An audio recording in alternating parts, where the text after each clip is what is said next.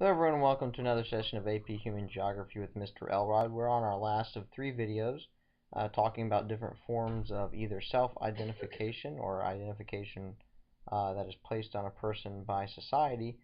So far we've talked about ethnicity, we talked about race, and today we're going to talk about gender. Gender is an important topic because just like we've seen with race and identity, gender can greatly impact a particular person's participation in society.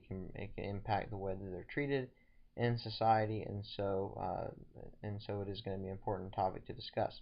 Now, gender is another form of identification that is used within society, and of course, people self-identify as men and as women, and based upon the characteristics of men and women, uh, they tend to be grouped together based upon the different roles that they might play within society, whether it is the roles whether it's the roles within the home and domestic life, or it's the roles outside of the home, whether it is the different attitudes that they might portray, or the different things that they might enjoy in their leisure time.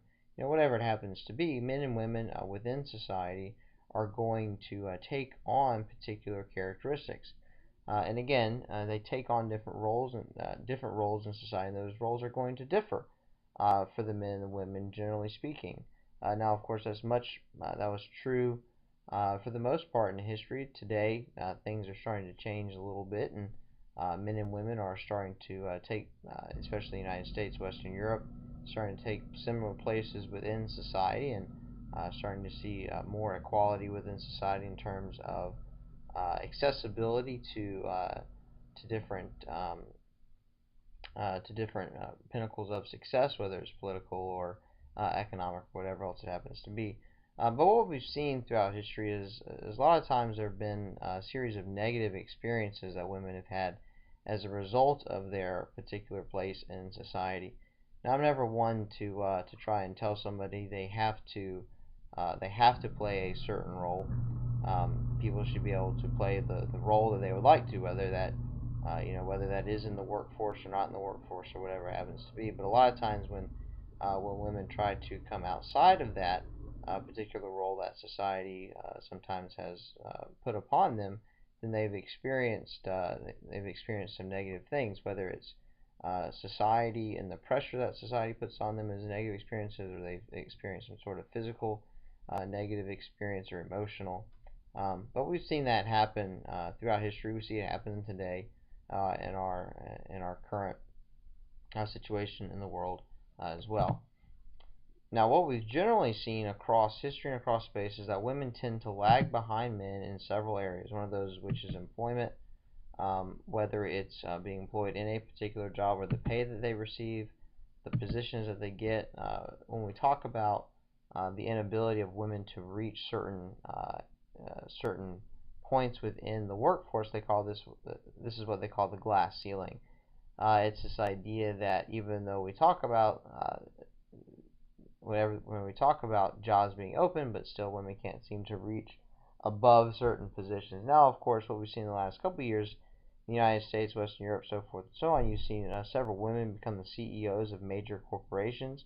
GM just appointed a female as the head of their corporation. Yahoo has a female as the head of their corporation. So again, you've seen some women achieve high rates of success. We have female Supreme Court justices.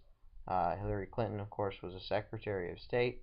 So again, we've made some strides, we've made some advancements, but that's the way that some people feel about the situation.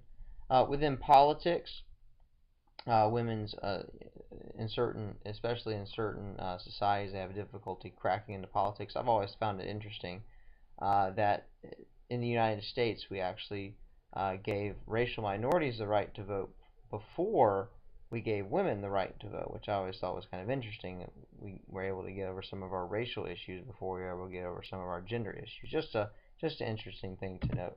And in society in general, whether that's in voting, which I guess could be related to politics, whether it's legal rights in terms of the ability to bring lawsuits or testimony to be brought in court, or something as simple as owning property. again, throughout history and in several different societies, women have tended to lag behind men, and not just these areas, but other areas as well. And then also in education, one of the statistics that we look at a lot of times when we want to know if there's greater gender equality within society is uh, is the education of women and girls versus the education of men. What is the ratio of that? The number of years a woman is in school or a girl is in school versus the number of years that a boy is in school. And so, of course, the idea there is that the more equal the number of years that a girl is in school, then the more equality there is within society. When we talk about these disparities between men and women in terms of their position within society, this is what we call the gender gap. And a lot of times, this idea of gender and gender gaps in the way that people might view women can lead to certain social problems.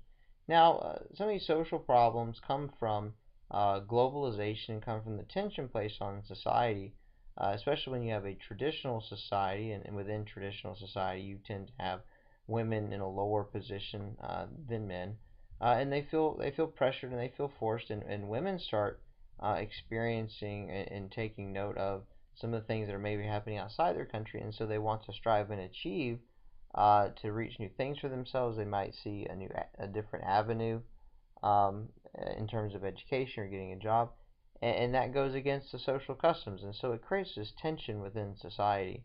Of course, there's really no excuse for the way that women are treated in some of those situations, but again, it creates some social tensions, and we at least need to recognize that. So some of the problems that we see are in some countries you have higher maternal mortality rates. A lot of that has to do with the woman's position in society, especially in more traditional societies. And her one of her main goals is to have as many children as possible. And so, uh, after having a number of children, and if she has difficulty in pregnancy, then it's potential that the woman can die, especially if there's lack of medical services, things along those lines. You have instances of female infanticide, the killing of female babies, especially in societies where the male child is considered to be more important. You see that especially in East Asian societies where there's a male preference because of the way that society works, and that the parents are going to follow that son after he gets older. He'll take them in. It's kind of like a life insurance, well, not life insurance, sorry, but a retirement policy. And with limited resources and things, the female child is not seen as beneficial to the family, and so especially in cases like China with their one child policy, if a family is going to only going to have one child, and those families might do all that they can to have a male child.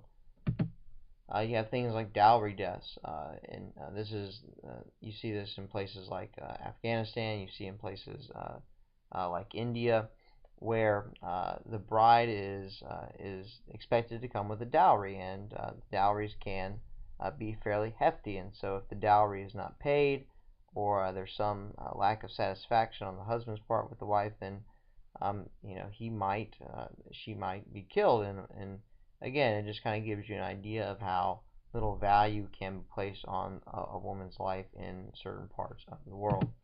And even something like spousal abuse. We've had a couple of instances in the United States here recently of spousal abuse, but the Population Reference Bureau put out a study that showed different countries in different stages of the demographic transition model, and they actually found that in certain countries that were in stages 1 and stage 2, they did some polls and surveys, and they polled women, and I can't remember the exact number, but a certain number of women within society actually found it to be acceptable for a husband to beat his wife. That would be an acceptable form of, I guess, punishment if a wife disobeyed her husband.